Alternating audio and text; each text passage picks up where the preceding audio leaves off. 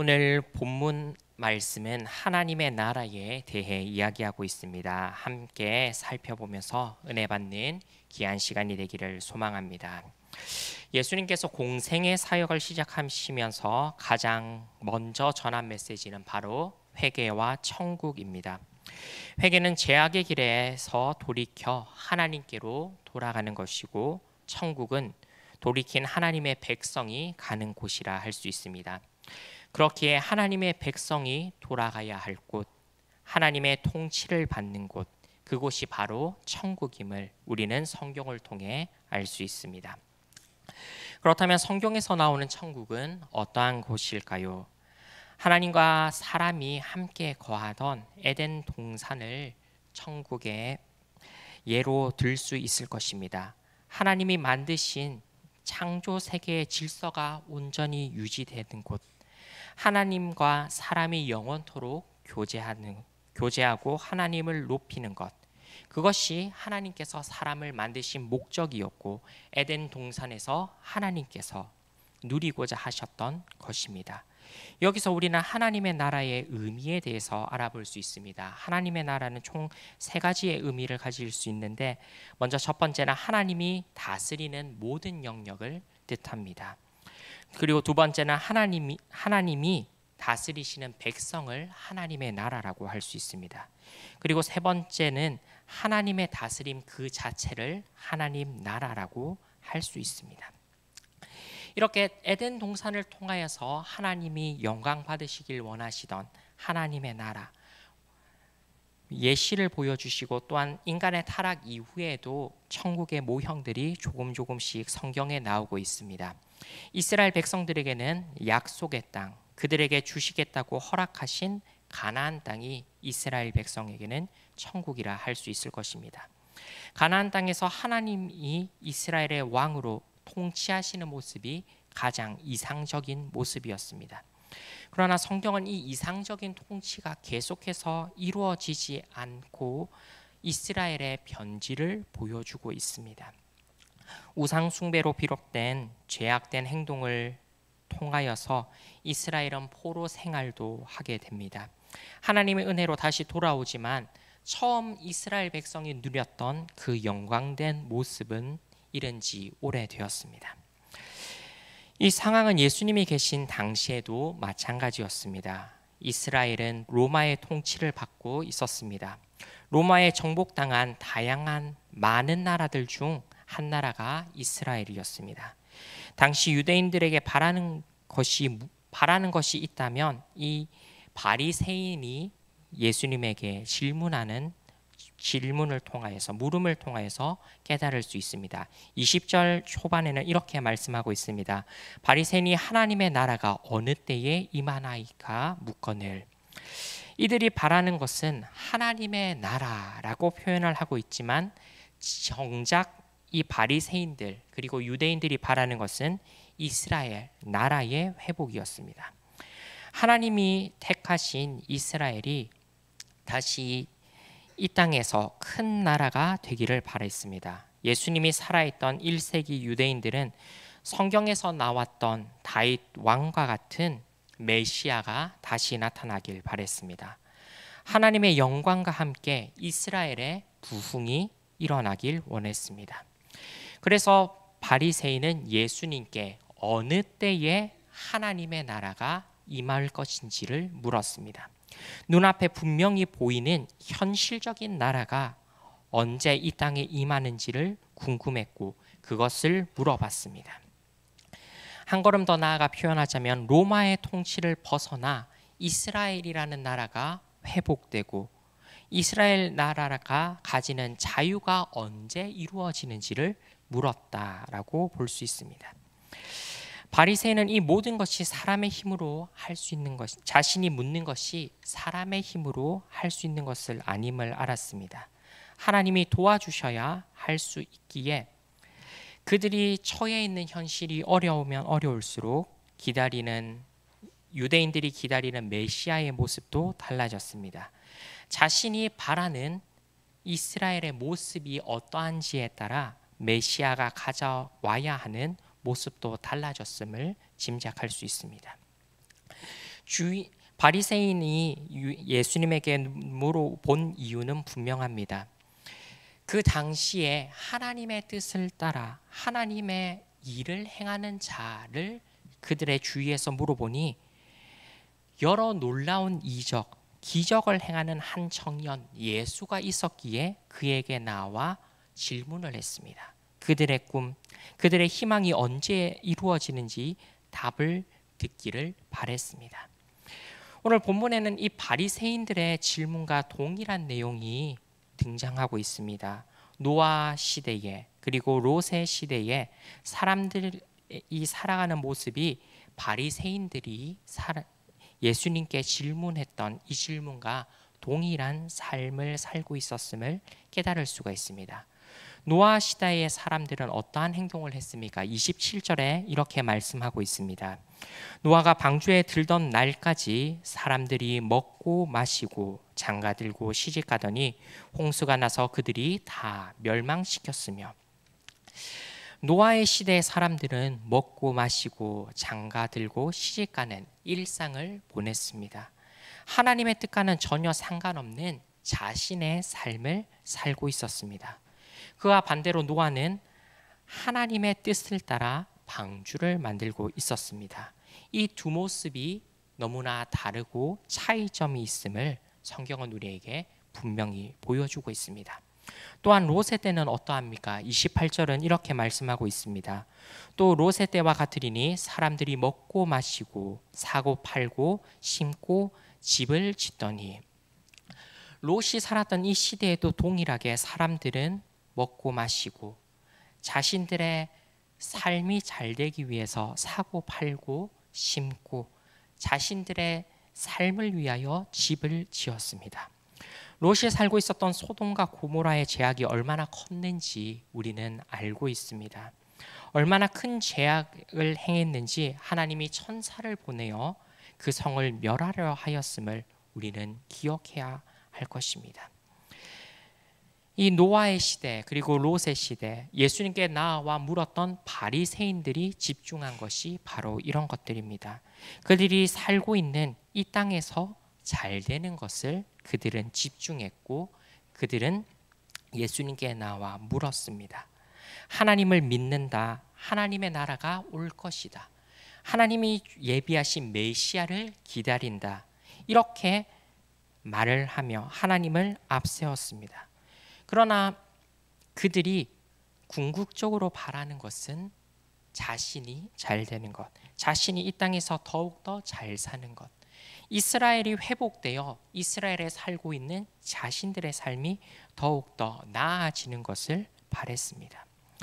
바리새인들도 원래 이러한 삶을 바라지는 않았을 것입니다. 바리새인들은 구별된 자라는 뜻을 가지고 있고 성경에서 말했던 율법을 더욱더 잘 지키기 위해서 모였던 종파입니다.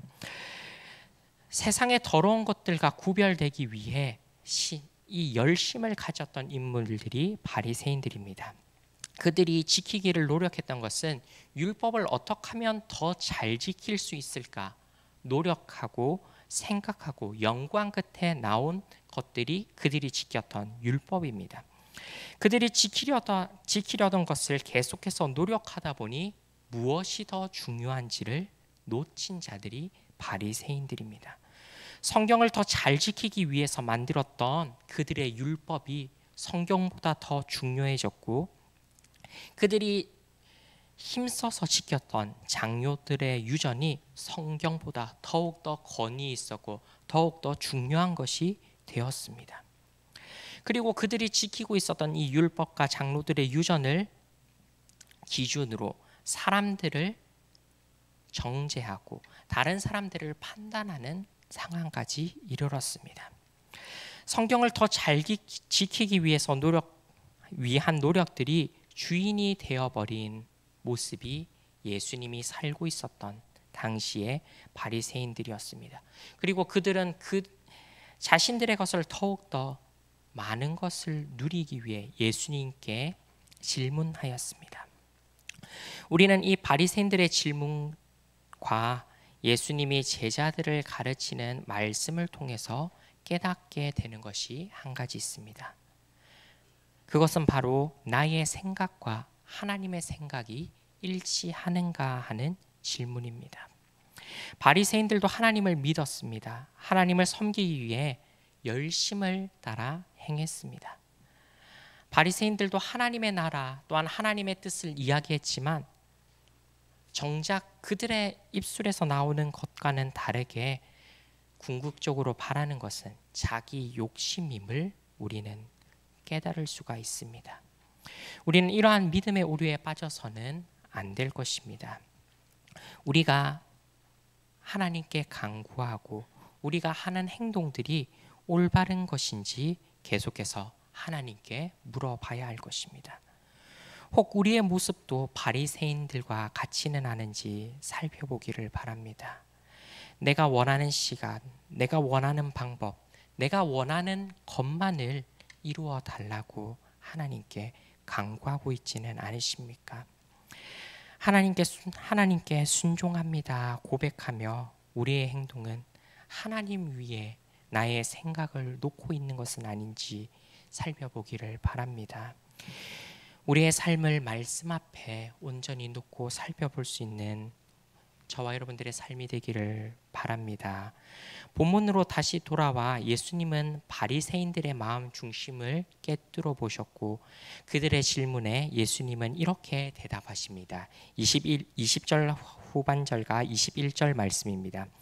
예수께서 대답하여 이르시되 하나님의 나라는 볼 수 있게 임하는 것이 아니요 또 여기 있다 저기 있다고도 못하리니 하나님의 나라는 너희 안에 있느니라. 예수님은 바리새인들에게 하나님의 나라는 볼 수 있게 물질적으로 눈앞에 나타나는 것이 아님을 말씀하고 계십니다.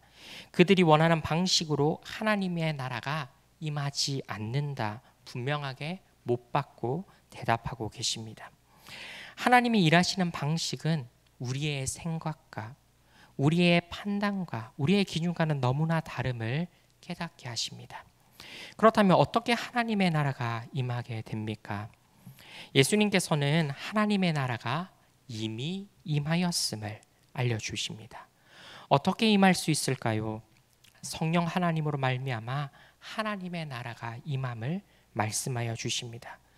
예수를 그리스도로 믿는 자, 하나님의 아들이 누구인지 아는 자, 그들에게 하나님의 나라가 임함을 알려주고 계십니다. 왜 그렇습니까? 하나님을 믿음으로 말미암아 우리와 하나님과의 관계가 회복되었기에 이 하나님을 믿는 그리스도인들은 하나님의 나라를 임재하고 하나님의 나라를 누리고 있는 자임을 예수님은 이 말씀을 통하여 선포하고 계십니다. 여기에 그리스도인들이 누리는 비밀이 있습니다. 죄의 종이었던 우리가 하나님의 자녀가 됨으로 말미암아 죄의 권세에서 벗어나 자유를 누리게 되었습니다. 하나님의 나라를 누릴 수 있는 이 특권, 이 놀라운 사실이 우리에게 이미 임하였음을 예수님께서 먼저 가르쳐주고 있습니다. 예수님께서 말씀하셨던 이 회개의 메시지가 하나님과의 관계를 회복하는 출발점임을 우리는 기억해야 할 것입니다. 이 회개를 한 자만이 하나님의 나라를 가진 자이고 이 하나님의 나라에 속하여 살아가고 있는 자임을 우리는 언제나 유념해야 할 것입니다. 이 하나님의 백성으로서 올바르게 살아가기 위해 우리에게 필요한 것이 있다면 바로 끊임없는 회개임을 알게 합니다. 그 후 예수님께서는 제자들에게 다시 하나님의 나라에 대해서 알려주십니다. 예수님께서는 하나님의 나라가 이미 임하였음을 말씀하여 주셨지만 아직까지 다 완성되지 않으셨음을 말씀하여 주십니다. 온전한 하나님의 나라는 예수 그리스도의 재림의 때에 임함을 예수님은 다시 한 번 더 알려주고 계십니다.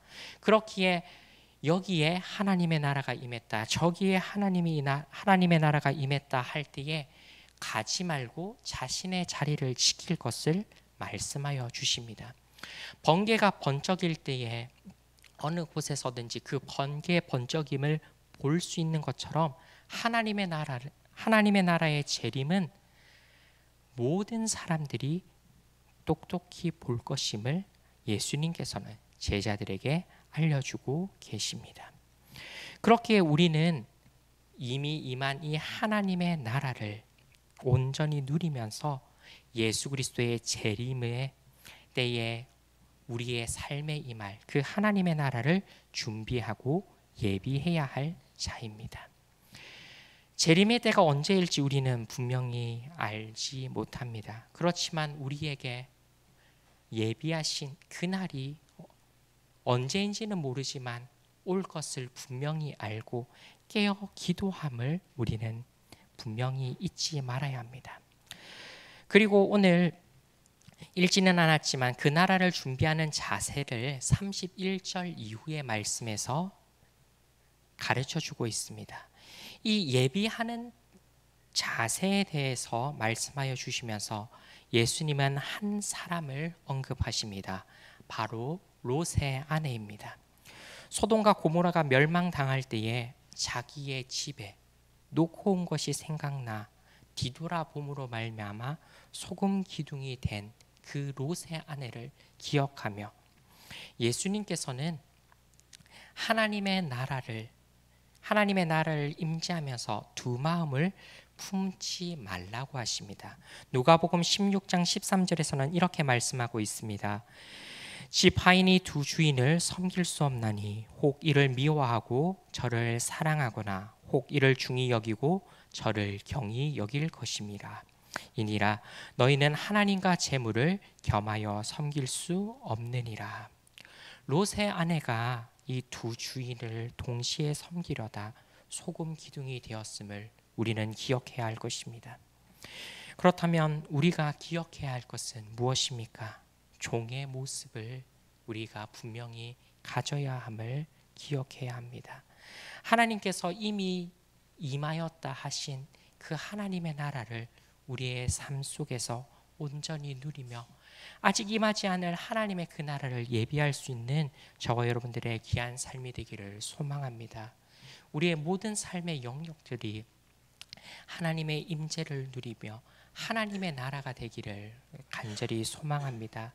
우리가 잘 알고 있는 찬송가의 고백처럼 주 예수와 동행하니 그 어디나 하늘나라, 이 찬양의 고백이 저와 여러분들의 삶이 되기를 소망합니다. 하나님의 그 임재가 우리의 삶 속에서 임하여지고 그 하나님의 통치가 우리의 삶 속에서 이루어져서 우리의 삶을 통하여 드러나는 것이 오직 한 분 예수 그리스도가 되시기를 예수님의 이름으로 축원합니다.